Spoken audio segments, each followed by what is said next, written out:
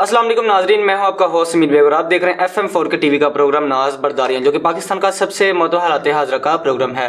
मेरे साथ स्टूडियो में मौजूद है हमारे मुल्क के मुमताज़ दानिश्वर सीनियर कॉलम निगार तजज़ियाकार अदरीसना साहब, तो इनसे बात करते हैं। अस्सलाम वालेकुम सर। वालेकुम अस्सलाम। कैसे हैं आप?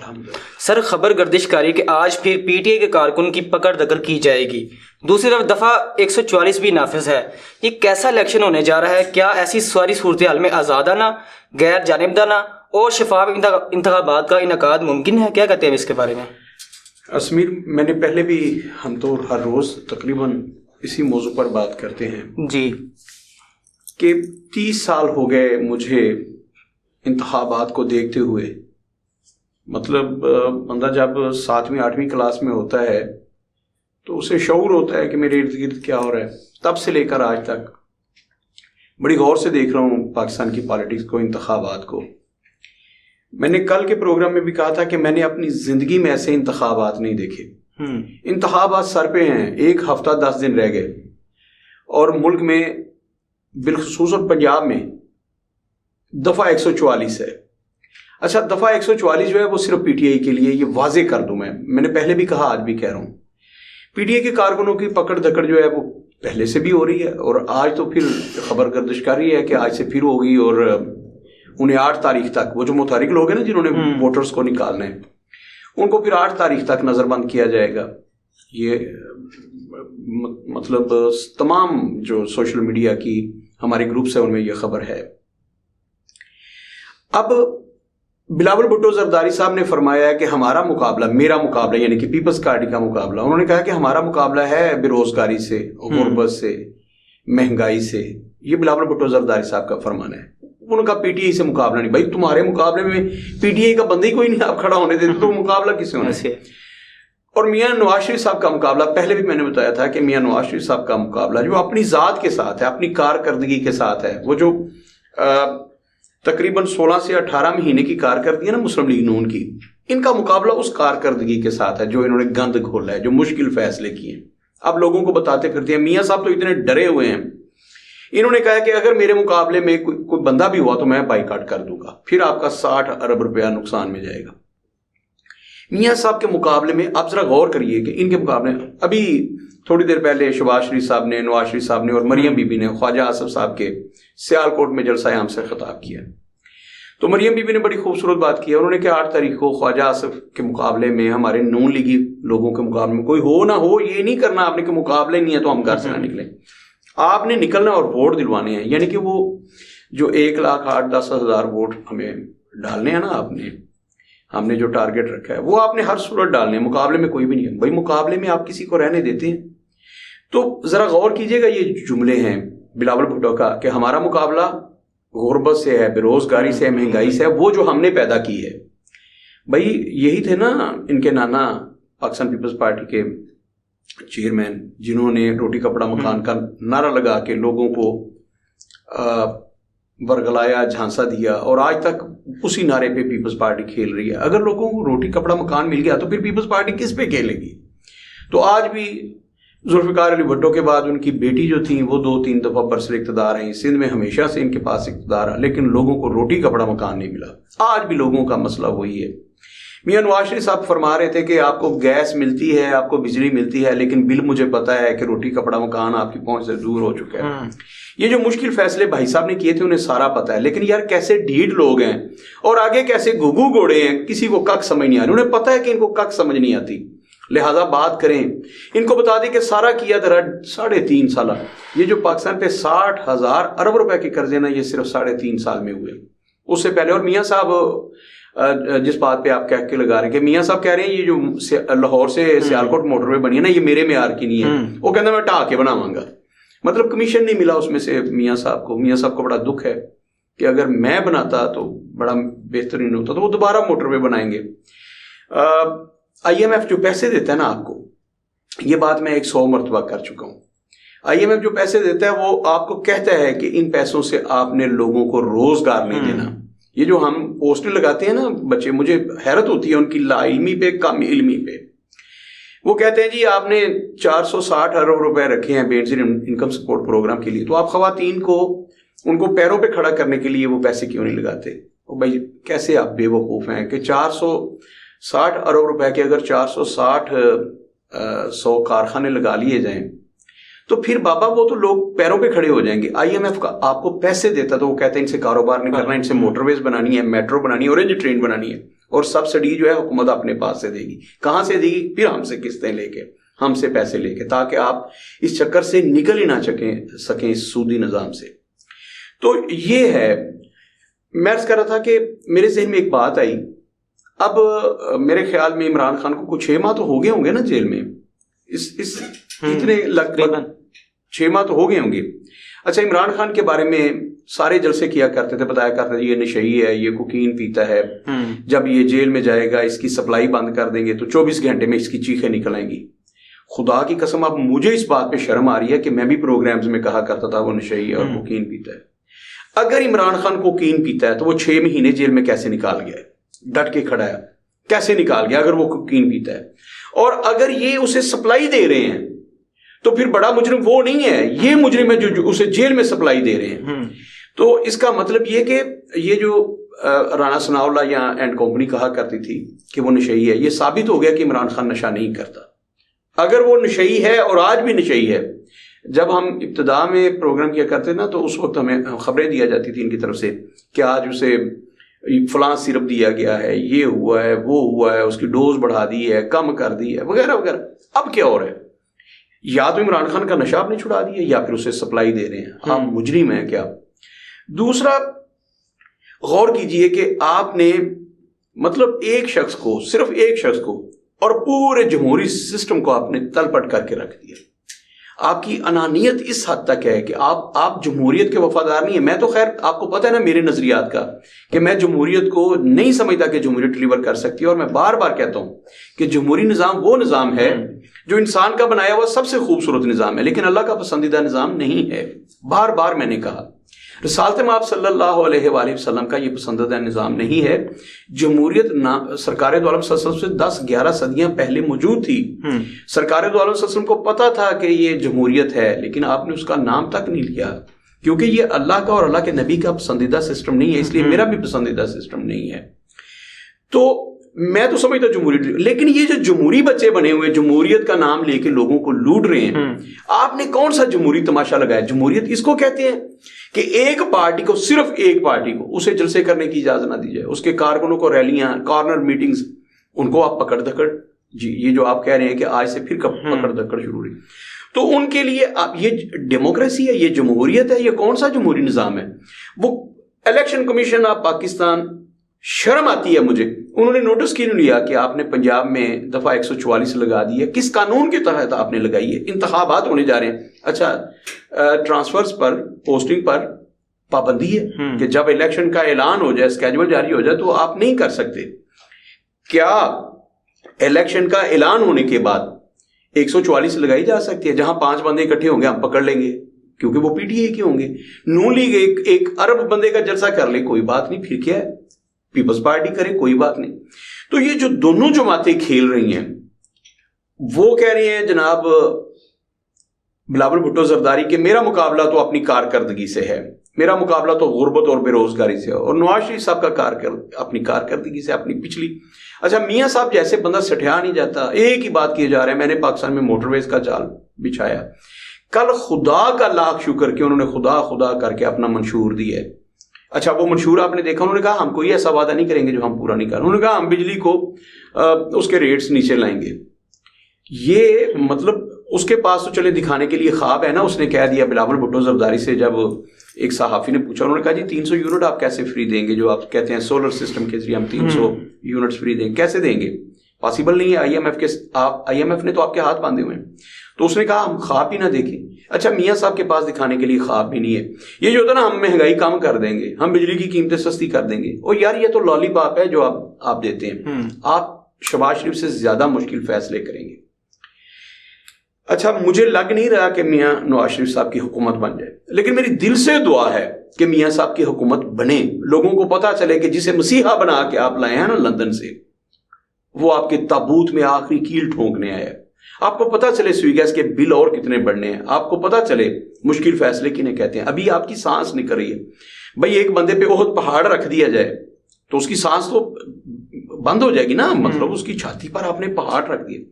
इन लोगों की घुघु घोड़ों की अभी तक सांस चल रही है, इन पे पहाड़ रख दिया गया है। अभी हिमालय रखना है, माउंट एवरेस्ट रखना है, अभी छोटे छोटे पहाड़ हैं इन पे। तो जब इनकी बिल्कुल सांस बंद हो जाएगी तब इन घुघु घोड़ों को समझ आएगी कि हमारे साथ हाथ हुआ है। तो मियां साहब लंदन से स्पेशली लाए गए हैं। अच्छा, पहले उन्होंने भेजा था इसहाक डार को, वो जो 16, 17, 18 माह की कारकर्दगी है जिसमें मुश्किल फैसले किए, वो आए और उन्होंने इस मुल्क का, इस कौम का बेड़ा गर्क करके रख दिया इसहाक डार साहब ने। अब मियां साहब खुद आए हैं और क्या आपके पास है? इनका मंशूर पढ़ के कल मुझे इनका मंशूर सुन के हैरत है, खुदा की कसम दिल दुखी हुआ कि यार कैसे रस्तू हैं आपके इर्द गिर्द, कैसा मंशूर बना के दिया भाई। इमरान खान, मैंने कहा कि मेरी उससे कभी भी मैं उससे इंस्पायर हूंगा, लेकिन देखो इंतहाबी स्टंट के तौर पर उसने कैसे कैसे नारे दे दिए थे, नया बनेगा पाकिस्तान और 50 लाख घर और 1 करोड़ नौकरियां। बिलावल भुट्टो जरदारी, मतलब उन्होंने कभी रोटी कपड़ा मकान नहीं दिया, लेकिन इस दफा वो 300 यूनिट नहीं दे सकता, उसका बाप भी नहीं दे सकता। लेकिन इंतखाबात, अब नून लीग जो है उसके पास तो कुछ भी नहीं है दिखाने के लिए, ख्वाब भी नहीं है। और याद रखिए वो कौमें जो होती हैं, सबसे बदकिस्मत कौम वो होती है जिसके पास देखने के लिए ख्वाब भी ना बचे। तो हम लोग, हमारे पास देखने के लिए वो ख्वाब भी नहीं बचा। इतने झूठ बोले इन लोगों ने, इतने झूठ बोले हैं।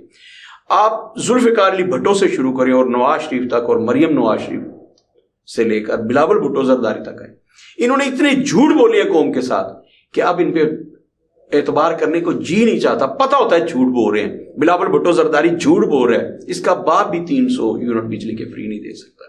हमें पता है कि कुछ भी नहीं होने वाला। IMF, जो नवाज शरीफ ने कितनी दफा ये बात की इंतखाबात से पहले, पिछले 25 साल से तो मैं सुन रहा हूं कि जब मैं बरसर इक़्तिदार रहूंगा तो IMF का कशकोल तोड़ के फेंक दूंगा। ये मैं पिछले 25 साल से मियां साहब के मुंह से सुन रहा हूं, ईमानदारी से आपको कह रहा हूं, मैं मियां साहब के मुंह से सुन रहा हूं। और मियां साहब IMF का कशकोल नहीं तोड़ सके। मियां साहब सबसे बड़े भिखारी हैं IMF के। ये इन्होंने 18 महीने में साबित किया कि हम सबसे बड़े भिखारी हैं IMF के। जितने कर्जे इमरान खान ने अपने 3.5 साल में लिए थे, इन्होंने 16 माह में वो कर्जे लेकर, 1 साल में वो कर्जे लेकर साबित कर दिया कि हमसे बड़ा भिखारी कोई नहीं है। तो IMF के आगे तो आपने इस कौम को बेच दिया, गिरवी नहीं रखा, बेच दिया। गिरवी रखना और होता है, इन्होंने तो प्रैक्टिकली बेच दिया। अब हम पूरी जिंदगी कमाएंगे और बिजली और गैस के मद में हम पैसे देते जाएंगे। किस्तें कहां से देनी है किस्तें? इन्होंने तो अपने महल नहीं बेचने, ये तो लूटते हैं। जैसे मियां साहब ने कहा मैं मोटरवे ढा के बनाऊंगा, नहीं नए सिरे से मोटरवे बनाऊंगा। तो मतलब क्या कि मैं नए सिरे से उसमें से कमाई करूंगा, कमीशन लूंगा। मैंने इल्जाम नहीं लगाया, ये जाके जनरल बाजवा से पूछे। जनरल बाजवा ने कहा है कि शहबाज शरीफ ने 40% कमीशन लिया ऑरेंज ट्रेन में से। ये उसने कहा है, मैंने नहीं कहा। अगर ये खबर झूठी है तो इसकी तरदीद क्यों नहीं करे शहबाज शरीफ? और अगर सचमुच ये जनरल बाजवा की खबर है तो क्यों नहीं जनरल बाजवा को इस सिलसिले में एक नोटिस भेजा गया कि तुमने किस बुनियाद पर यह बात की है? या तो ये मिस्टर 40% हैं, जरदारी तो 10% था ना, ये 40% है। बाहर क्या, आज इनकी तकरीरें सुन के हुब में आसफ अली जरदारी ने तकरीर की, आसफा तो कराची में निकली हुई हैं, बिलावल की कंपेन कर रही हैं, वो पूरे कराची को फतह करने पे निकली हैं। और ये जो टब्बर था सारे का सारा, अली बाबा का टब्बर, ये सारे का सारा सियालकोट में था। नवाज शरीफ भी उधर थे, शहबाज शरीफ भी उधर थे, मरियम बीबी उधर थी।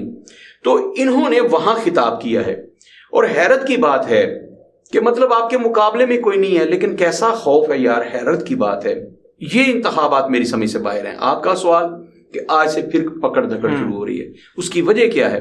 इतना खौफो हरास पैदा कर दिया जाए कि लोग जो हैं वो 8 तारीख को सिर्फ वो लोग निकले जिन्होंने शेर पर ठप्पा लगाना है, जिसके यहां बैज लगा होगा, स्टिकर लगा होगा। बाकी जो भी आएगा वो धर लिया जाएगा, उसे नहीं अंदर जाने दिया जाएगा, उसे पकड़ लेंगे कि तुम तो 9 मई के वाकयात में मुलविस थे, तुम्हारी तो फुटेज हमारे पास मौजूद है।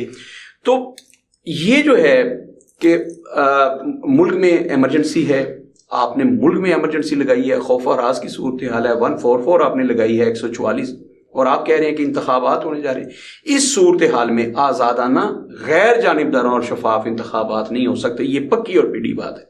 मुझे समझ नहीं आ रही कि इदारे सुप्रीम कोर्ट ऑफ पाकिस्तान और इलेक्शन कमीशन ऑफ पाकिस्तान, उन्होंने भी अपना सिलसिला शुरू किया ना कि 150-200 लोगों को नोटिस भिजवा दिए हैं FIA के जरिए, اور اس میں سے کوئی 40-45 صحافی بھی ہیں, ان کو بھی نوٹس بھجوائے ہیں کہ آئیں پیش ہوں, آپ نے جناب تذلیل کی عدلیہ کی. عدلیہ کی تذلیل کوئی نہیں کرتا, یاد رکھیے گا, عدلیہ خود اپنی تذلیل کرواتی ہے. جب آپ ایسا ماحول فراہم کریں گے کہ ون سائیڈ آپ کے فیصلے ہو, پتہ چلے کہ کس کی عدالت سے کیا فیصلہ آنے والا ہے. عمر عطا بندیال تھے, پتہ چلتا تھا کہ کیا فیصلہ ہے, وہ ساس کی عدالت کہی جاتی تھی. اور آج قاضی فائزی صاحب کی عدالت, وہ ایک ہی انہوں نے بس کہ ایک پارٹی کو انہوں نے ہر صورت ان کو ریلیف دینا اور انہیں جتانا ہے.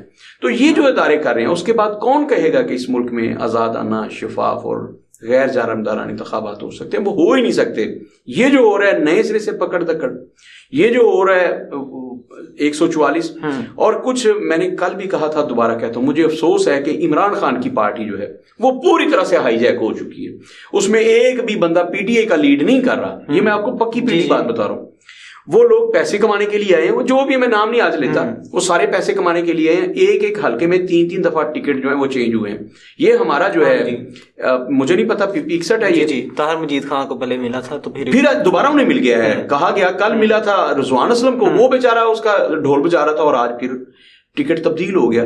تو یہ جو اتنی تیزی سے سب کچھ ہو رہا ہے, اس کا مطلب کیا ہے کہ کارکنوں کو متنفر کر دیا جائے. وہ جو نوجوان جو ووٹ دینا چاہتے تھے وہ بیچارے ڈس اپوائنٹڈ ہو جائیں اور اس کے بعد کسی اور سمت میں چلے جائیں. یہ جو انتخابات ہیں, اس سے زیادہ میں عرض کر رہا ہوں, میں نے جانبدارانہ اور غیر شفاف, غیر آزادانہ انتخابات اپنی زندگی میں نہیں دیکھے.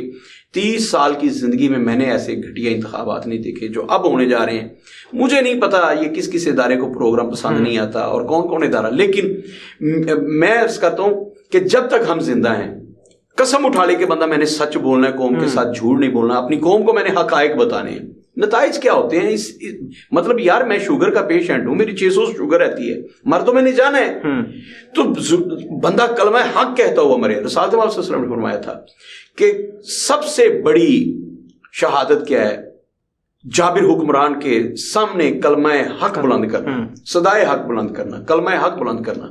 فرمایا ایمان کی دوسرا درجہ یہ ہے کہ اپنے ہاتھ سے روکو, نہیں روک سکتے, اپنی زبان سے کہو, وہ بھی نہیں کر سکتے تو اپنے دل میں تو برا جانو. تو میں تو ہاتھ سے نہیں روک سکتا, میرے پاس وہ پاور نہیں ہے, لیکن میں یہ تو کر سکتا ہوں کہ اپنی زبان سے اسے برا بھی کہوں اور اسے روکنے کی کوشش کروں. لیکن اللہ سے دعا ہے کہ کاش یہ 25 کروڑ گگو گھوڑے جو ہیں اس بات کو صرف سمجھ جائیں اور دل میں تو برا کہیں. کم از کم ہاتھ سے نہیں روک سکتے, زبان سے نہیں روک سکتے, تو کم از کم یار دل میں تو برا کہیں کہ یہ پاکستان کے ساتھ غلط ہو رہا ہے. جمہوریت وہ جمہوری نظام جو یہاں پاکستان میں رائج ہے, میرا پسندیدہ نہیں, اللہ کا پسند ہے, لیکن جمہوری میں یار مجھے فخر ہے کہ میں جس پاکستان میں رہتا ہوں, بھائی اس کا ایک سسٹم ہے نا, اس کے پاس ایک آئین اور قانون ہے 1973 کا آئین. کاش اس پہ امپلیمنٹ ہو, کاش آپ جمہوریت پہ بلیو کریں اور جمہوریت کو صحیح معنوں میں پاکستان میں نافذ کریں. کتنی دفعہ بتاؤں کہ میں نے ایگزام میں جب پوچھا گیا تھا کہ 1956 کے آئین کی ناکامی کی وجوہات لکھیں, تو میں نے لکھا تھا کہ 1956 کے آئین کی ناکامی کی وجہ یہ تھی کہ 1956 کا آئین سرے سے نافذ ہی نہیں کیا گیا تھا, اس لیے اس کی ناکامی کی وجہ یہی ہے کہ وہ نافذ نہیں ہوا تھا. یاد رکھیے گا, جب مجھ سے کوئی استفسار کرے گا, مجھ سے کوئی سوال پوچھے گا کہ پاکستان میں جمہوریت ناکام کیوں ہوئی ہے, تو میں یہ کہوں گا کہ پاکستان میں جمہوریت اس لیے ناکام ہے کہ پاکستان میں سرے سے جمہوری نظام کو نافذ ہی نہیں کیا گیا. یہاں ہمیشہ ڈکٹیٹرشپ جو ہے وہ نظام نافذ رہا ہے, کبھی وہ عدلیہ کے ذریعے, کبھی وہ چھڑی کے ذریعے, اور کبھی ہمارے سیاستدانوں کی نالائکیوں کے ذریعے. پاکستان میں کبھی بھی جمہوریت نہیں, ایک لمحے کے لیے جمہوریت نہیں. اگر جمہوریت پاکستان میں ہو تو گیٹ نمبر 4 کے چوکیدار وہیں مر جائیں, گیٹ نمبر 4 کو پکارنے والے کبھی بھی جنرل کونسلر کا الیکشن میں جیت پائے. یہ لوگ جو برسر اقتدار آ جاتے ہیں انتخابات میں اور پھر جوڑ توڑ کر کے حکومتیں بنا لیتے ہیں, اور پھر ان کی اچانک سے حکومتیں گر جاتی ہیں, ادھر کا بندہ ادھر, اس کا مطلب یہ کہ پاکستان میں ڈیموکریسی نہیں ہے. پاکستان میں اس پبلک کے ساتھ, اس قوم کے ساتھ, اس ہجوم کے ساتھ ڈیموکریسی کے نام پر کھلواڑ ہو رہا ہے, کھیل کھیلا جا رہا ہے. کاش ان 25 کروڑ گھگو گھوڑوں کو سمجھ آ جائے کہ ہمارے ساتھ کیا ہو رہا ہے جمہوریت کے آڑ میں, پھر ان پر 60,000 ارب روپے کے قرضے کے انبار نہیں ہوں گے. میں بار بار کہہ چکا ہوں, انڈیا ہم سے اتنا آگے جا چکا ہے کہ اب ہم اس کا مقابلہ نہیں کر سکے. بنگلہ دیش ہم سے اتنا آگے جا چکا ہے. میں نے اس روز مثال دی تھی کہ کہا جاتا تھا کہ یار تو ایک ٹکے دا بندہ ہے, ایک ٹکے کے انسان ہو, اب ٹکا اتنا اس کی ویلیو ہو گئی ہے پاکستان کے سکے کے مقابلے میں، وہ 3 گنا زیادہ تکڑا ہے، مطلب اس کا 1 ٹکا اور پاکستان کے 3 روپے، وہ اتنی ویلیو ہو گئی ہے کہ اب آپ کسی کو کہیں گے نا کہ تم ایک ٹکے کے آدمی ہو، ایک ٹکے کے انسان ہو، تو اس کی ذلت نہیں ہوگی، وہ فخر محسوس کرے گا، اچھا میں ٹکے کا ہو گیا ہوں، یعنی کہ پاکستانی کرنسی سے اتنا مہنگا ہو کہ تم مجھے خرید نہیں سکتے، تمہاری پہنچ سے باہر ہو گیا ہوں۔ تو اب ٹکے کا بندہ کسی کو کہنا اس کی شان بڑھاتا ہے۔ تو یہ سارا کچھ ہوا ہے اس قوم کے ساتھ، صرف میرے دیکھتے دیکھتے ان 30 سالوں میں، پچھلی باتیں مجھے نہیں پتا، لیکن پچھلے 30 سال میں جو پاکستان کے ساتھ کھلواڑ ہوا ہے الامان الفیظ، اور جو 2024 میں ہونے جا رہا ہے اس کی مثال تاریخ میں کہیں نہیں ملتی۔ میں حیران ہوں، میں پریشان ہوں، اور میں سوچتا ہوں کہ پاکستان کے 24 کروڑ گھڑگو گھوڑے کون سی ڈیموکریسی لے کے بیٹھے ہیں۔ اور یار آپ کو پتہ ہی نہیں ہے کہ 2000 والا بل 20,000 پہ پہنچ گیا سوئی گیس کا، یہی بجلی کا حال ہوا تھا، اور آپ ٹس سے مس نہیں ہوئے۔ تف ہے آپ پر، آپ کی سوچ پر، پتہ نہیں آپ کیسے بے حس لوگ ہیں کہ آپ پہ میں نے کہا کہ پہاڑ رکھ دیا گیا، اور پہاڑ آپ پہ رکھ دیا، اور آپ بڑے مزے سے انجوائے کر رہے ہیں اس کو بھی، کچھ بھی نہیں کہہ سکتا ماں سوائے اس کے کہ تف ہے آپ پر۔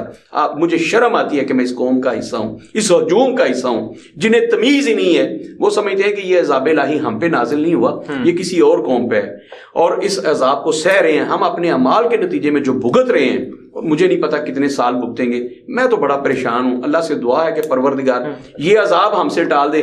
یہ بلاول، یہ مریم، یہ نواز شریف، یہ جتنے بھی لوگ ہیں، مولانا فضل الرحمان اور MQM والے، یہ سارے، پروردگار سے دعا ہے کہ پروردگار یہ کسی اور گھٹیا قسم اسرائیل پر مسلط کر، پروردگار ہمیں تو کوئی اچھے حکمران دے جو اس ملک کے ساتھ سنسیر ہو، اس قوم کے ساتھ سنسیر ہو، جو پاکستان کو اوپر اٹھائیں، پاکستان کی ترقی میں اپنا کردار ادا کریں، اپنے خزانے نہ بڑھیں، انہیں پتہ ہو کہ لوگوں کی جیبیں خالی ہو گئی ہیں، ان کی جیبیں کیسے بھرنی۔ اللہ کرے ایسے حکمران آ جائیں، لیکن اس جمہوریت کے ذریعے نہیں آ سکتے، 8 فروری کے ذریعے نہیں آ سکتے، وہ پتہ نہیں کیسے آئیں گے۔ باہر کیا میں دعا کر سکتا ہوں، دعا کرنے کے علاوہ میرے پاس کوئی چارہ نہیں ہے۔ جی سر، بہت شکریہ، اپنے میزبان سمیر بے کو اجازت دیجیے، اللہ حافظ۔